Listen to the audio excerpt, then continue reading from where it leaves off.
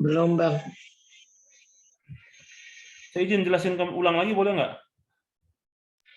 Boleh, Bang. Boleh ya. Nah, jadi ini teman-teman, berikut kita akan belajar terkait perhitungan HLB butuh campuran. Ini salah satu contoh soal, seorang TTK membuat emosi sebagai berikut. Nah, kita baca dulu nih soalnya ya. Ini ada nama bahan, terus bobot sama HLB. Biasanya HLB ini dalam soal sudah diketahui. Di sini ada selenai, asam stearat sama parafin ini kan udah ada bobotnya. Ini bobot ya teman-teman ya. Yang ini nilai HLB-nya. Gliserin ini dia tidak ada keterangan nilai HLB, tidak usah kita hitung. Aqua QS ini QS ini secukupnya ya, atau nama Latin panjangnya itu quantum satis. Nah, pertanyaannya berapa nilai butuh HLB butuh campuran? Jawabannya kayak gini.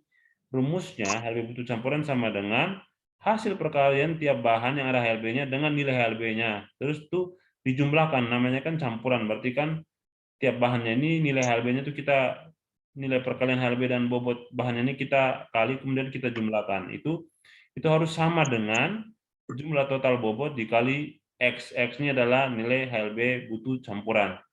Maka di sini ya 12 parafin ini dia HLB-nya 12 dikali bobotnya 5 gram. Jadi hasilnya 60. Begitu juga dengan asam stearat 15 dikali 2 ya. 30. Kemudian ada selenai juga nih 10 dikali 1 hasilnya 10. Nah, sama dengan 8X. 8 ini dapat dari mana? 5 tambah 2 tambah 1 ya teman-teman ya.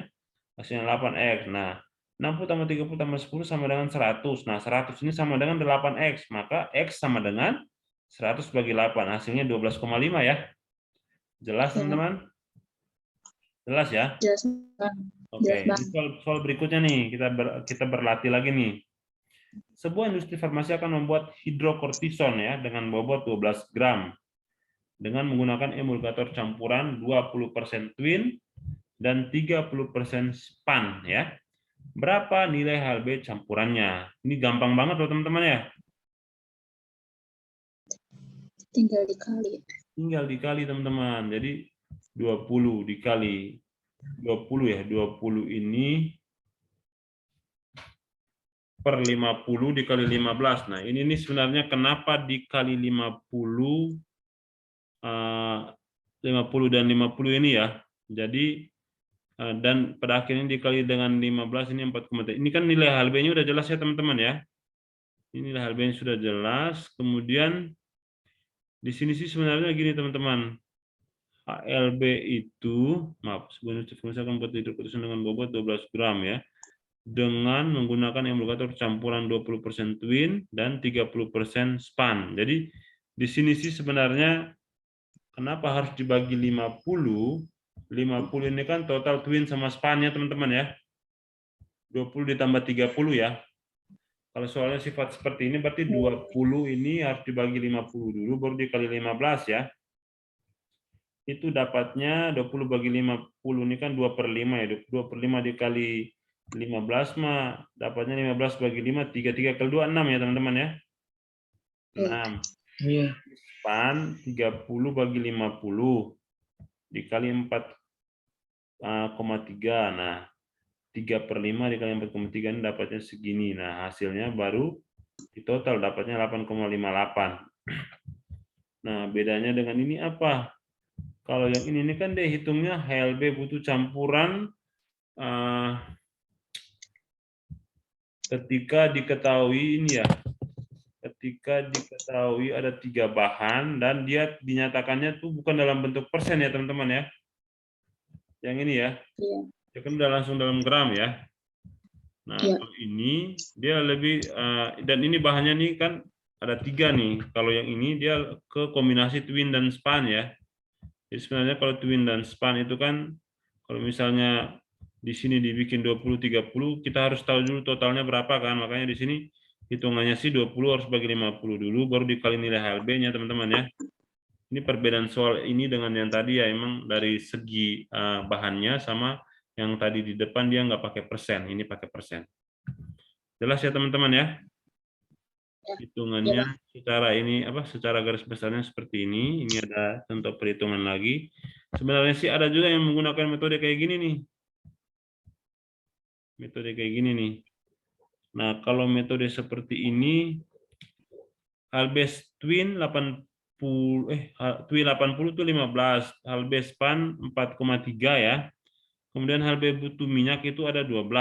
Nih, HLB butuh minyak 12. Terus dia tanya, berapa bahan yang harus kita ambil gitu. Ini ya. Kalau tadi itu kan jumlah bahannya udah ada, nilai HLB-nya udah ada teman-teman ya. Yang tadi ini. Maaf, yang kayak gini nih ya. Yang ini kan bahannya udah ada, HLB-nya juga udah ada ya teman-teman ya, maaf. Yang ini 12 gram, maaf. Ini saya lanjutin aja. Yang ini deh, maaf. Ini kan gramnya udah ada, HLB-nya udah ada ya. Kalau yang ini, dia sudah ada bobot total nih 12 gram. Ya kan? Tapi di sini twin dan spa-nya ini dia masih dalam bentuk perbandingan 20-30 ya persen. Nah, Iya. kalau ini soalnya dia emang masuk ada persen-persennya juga nih, tapi di sini maaf, yang ini maaf, saya udah terlalu cepat ke ini ya. Nah, maaf ya, yang ini. Ini kan HLB twin 80 tuh 15, HLB span 84,3, HLB butuh minyak 12 nih. Ini sebenarnya salah satu cara pengerjaan untuk mengetahui berapa sih jumlah masing-masing twin dan span yang diambil. Yang ini misalnya twin yang dibutuhkan itu 7 kali ini bagi 10 kali 5 ya ini ya. Sebar 12 7,7 ini 3 soal kali ya tadi. 15 4,3 di sini 12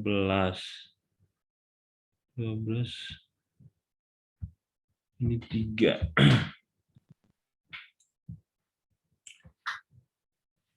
Sabar teman-teman ya, saya agak lupa nih yang pakai sistem bagan kayak gini nih. Jumlah 10,7 terus ini 15,0 4,3. Oke. Ini HLB butuh minyaknya 12. Oke. Ini 7,7-nya di soalnya nih. Seorang TTK akan membuat emulsi parafin 30%, HLB 12, emulgator yang digunakan sebanyak 5% yang merupakan campuran twin 80 HLB dan 80 span. Jika emulsi parafin yang akan dibuat adalah 100 ml, berapa twin 80 yang diperlukan? Nah, ditanya twin 80 yang diperlukan. Nah, di sini twin yang dibutuhkan. Teman-teman nih kita skip dulu ya. Misalnya penyelesaiannya agak sedikit ribet nih. Nah, ini udah selesai ya untuk pembahasan HLB ya. Mungkin ini jadi PR saya, nanti saya coba baca kembali. Nanti kalau sudah ada temu jalan yang pasti, saya akan jelaskan di pertemuan besok. Nah, saya sih pengen share lagi ada materi terkait, sabar. Ini.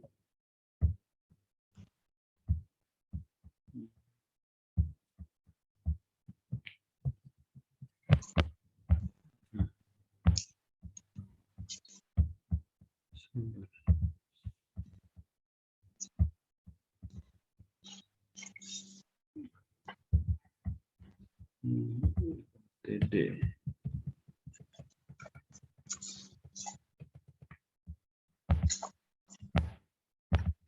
Sebentar teman-teman, saya masih buka materinya. Siap.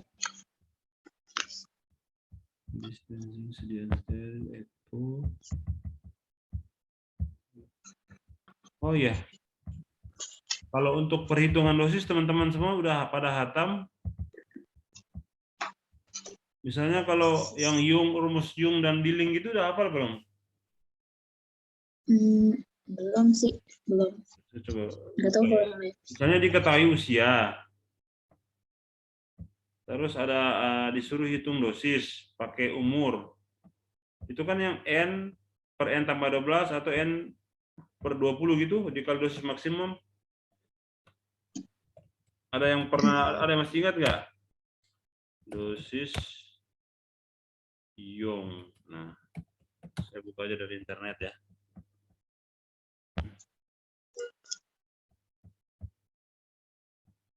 Nah, ini teman-teman. Ya, ini sabar.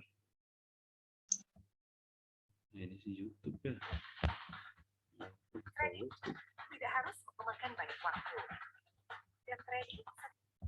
Sebentar. Jadi saran saya sih untuk perhitungan dosis teman-teman pelajari rumus perhitungan dosis Young yang tulisannya Young ya, Young, terus Dilling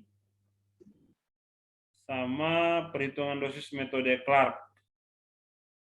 Karena itu sangat sering ditanyakan di ujian. Nah, itu kan sebenarnya perhitungan dosis untuk anak ya, teman-teman ya. Nah, Iya. Nah, ini sudah muncul ya. Saya coba share screen ya. Nah, ada yang baru bergabung nih. Share. Nah, teman-teman bisa lihat di arah kursor ini.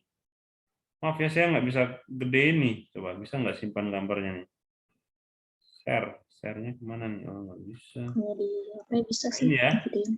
Nah, ini bisa lihat ya. Rumus yang untuk anak kurang dari 8 tahun ya.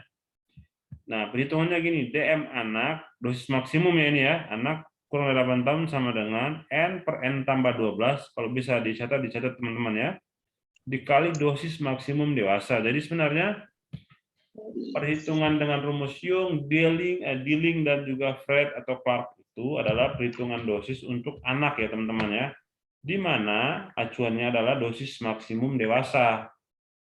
Gitu ya. Jadi kenapa dosis ini perlu kita hitung? Kita memastikan apakah dosis dari setiap obat yang diresepkan dokter itu masih masuk dalam dosis terapinya atau dosis lazimnya, atau udah melebihi dosis maksimum. Kalau melebihi dosis maksimum jadinya dosis apa, Mbak? Siapa ya aku tanyanya ya? Mbak Ivana ya. Kalau lebih dari dosis maksimum dikenal dengan dosis apa, Mbak? Lupa, Bang. Oh ya. Kalau di antara dosis minimum dan dosis maksimum disebut dosis apa ya? Dosis lazim ya? Dosis lazim masuk dosis terapi ya. Kalau misalnya dia di atas dosis maksimum, bisa dikatakan itu dia dosis letal atau dosis pertama dosis toksik dulu ya. Dosis toksik, kalau misalnya udah di atas dosis toksik itu dosis letal ya. Letal kan masih berarti dosis yang apa ya, bisa menyebabkan kematian ya. Ya. Kalau yang di bawah dosis maksimum berarti pokoknya di bawah dosis minimum berarti dikatakan dosis apa? Underdose ya. Jadi istilahnya sih biasanya kita pakai itu underdose ya, atau di bawah dosis minimum ya. Jadi itu dosis yang memang diberikan tapi tidak menimbulkan efek terapi gitu. Jadi sama kayak sia-sia ya. Nah, gitu. Nah, untuk mencegah itu maka perlu dilakukan perhitungan dosis. Pertama, rumus Young ya. Kalau anaknya di bawah 8 tahun, maka rumusnya N per N tambah 12 dikali dosis maksimum dewasa. Ya. Kemudian rumus Dilling. Kalau Dilling ini untuk anak yang lebih dari 8 tahun. Dilling ini sebenarnya sederhananya kalau rumusnya itu N per 20 kali dosis maksimum dewasa. N ini sebenarnya apa sih? N ini adalah umur ya teman-teman ya. Umur dalam arti umur kalau kurang dari 8 tahun. Jadi kalau pasiennya umur 2 tahun, bisa nggak? Kalau pasiennya 2 tahun pakai rumus Dilling atau Young, Kak Pur? Umurnya berapa, maaf Bang, tadi? 2 tahun? Young. Ya, atau Young ya. Jadi 2 per 2 tambah 12 dikali dosis maksimum ya. Nah, nanti kalau misalnya kali dosis maksimum, misalnya nih, N-nya tadi 3. Per 3 tambah 12 ya, berarti 3 per 15 ya, dikali dosis maksimum. Dosis maksimum itu kan ada yang dosis sekali pakai sama sehari pakai ya teman-teman ya. Masih ingat nggak? Ada bayangan nggak? Ini soalnya saya nggak bisa oret-oret di sini nih. Bisa nggak ya, sabar ya? Coba, bisa nggak saya coret-coret? Teman-teman lihat gitu. Nah, coba ini ya, stop share dulu ya. Stop share. Nih. Nah, tadi di rumus Young tadi N ya, per N tambah 12 ya? Iya.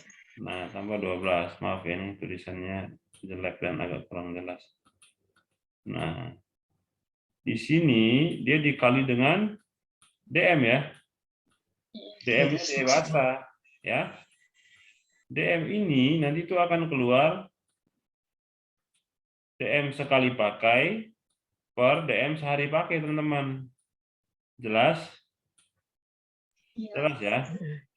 Jadi kalau misalnya di sini N-nya diketahui 3, anaknya umur 3 tahun, berarti 3 dibagi 3 tambah 12 ya?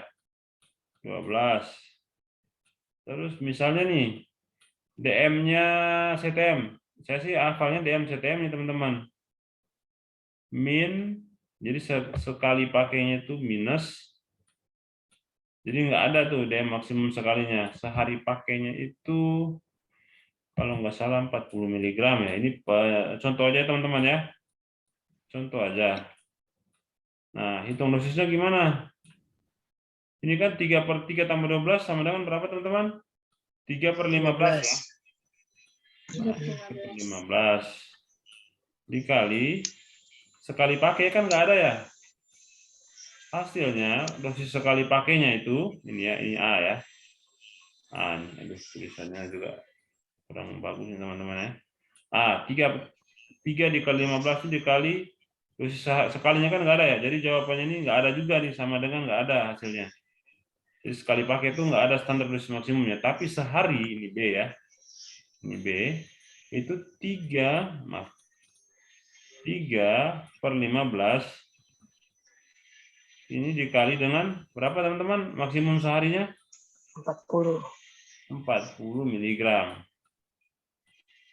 3/15 ini kan 1/5 ya? Ya kan, teman-teman? Iya. 1/5 kali 40 berapa, teman-teman? 0,8. 1/5 kali 40 loh, hati-hati. Ini yang tadi saya bilang hitung-hitungannya harus hati-hati. 1/5 kali 40 caranya gini, teman-teman. 40 ini kan 40/1, ya kan? Iya. Jadi anggaplah 40 dikali 1, 40. 40 bagi 5 berapa? Ini kan sama dengan 1/5 nih, teman-teman. 3/15 ini disederhanakan dari 1/5 ya. 40 bagi 5 berapa? Iya. 8 ya? 8. 8.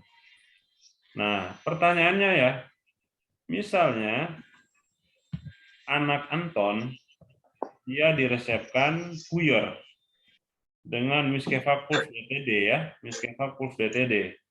Puyer tersebut, puyer CTM, aturan pakainya 3 kali sehari 2 mg. Dosis seharinya itu overdosis atau tidak, teman-teman? Enggak. Kenapa? Kenapa enggak? Karena maksimumnya 8. Karena masih masuk ke range-nya. Tidak melebihi 8. Maksimumnya 8. Kalau dari resep tadi berarti dia sehari minum totalnya berapa? 6. Nah, berarti 6 mg di lebih kecil 8 mg. Berarti dosis sesuai ya, teman-teman ya? Iya. Iya. Nah, jadi bisa saja nanti pada saat ujian akan keluar soal seperti itu, teman-teman. Jelas? Jelas. Jelas, Jelas. Bang. Kalaupun tidak keluar resep seperti ini, rumus seperti ini, biasanya nanti akan dikeluarkan, misalnya nih, dosis per kilogram berat badan, teman-teman. Jadi dia tidak perlu pakai rumus, tapi pakai logika aja. Ya, contohnya nih, paracetamol dosisnya 15 mg per kilogram berat badan. Oke? Jelas, teman-teman? Ya. Nah, kandungan paracetamol sirup, ya, itu per 5 milinya itu ada 150 mg. Oke, teman-teman? Ya. Sudah tulis ya? Itu per 5 milinya. Pasien ini, ya, dia beratnya 20 kg, tapi dia nggak bisa minum tablet, dia maunya sirup. Nah, pertanyaannya, kalau beratnya 20 kg, dosis paracetamolnya 15 mg per kilogram berat badan, dengan volume sirup per 5 milinya itu 150, maka berapa mili yang harus diberikan kepada pasien ini? Jadi ada soal keluar kayak gitu, teman-teman. Ada yang bisa bantu jawab? Atau saya ulangi lagi soalnya?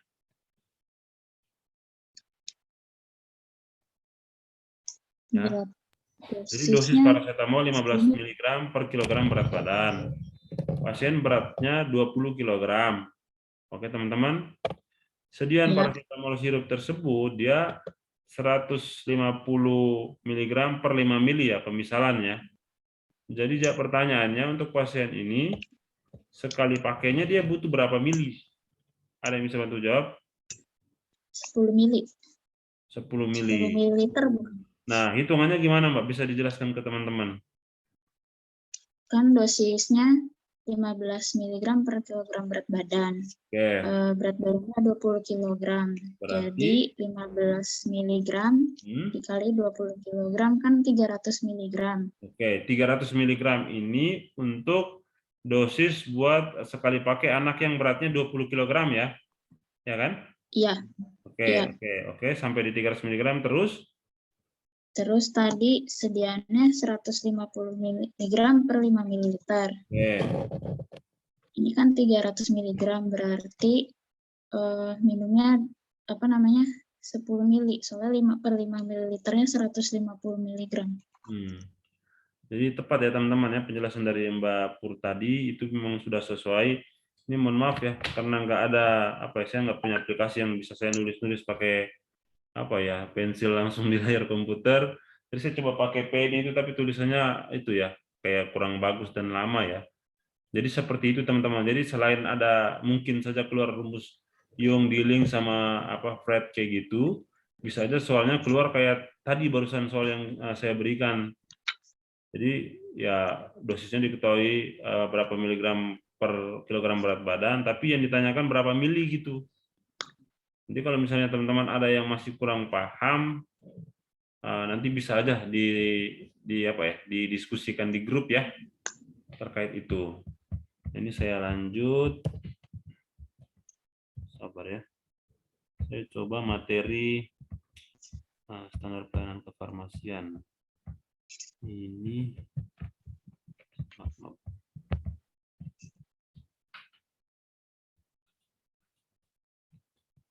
Oke, izin share ya teman-teman ya. Share.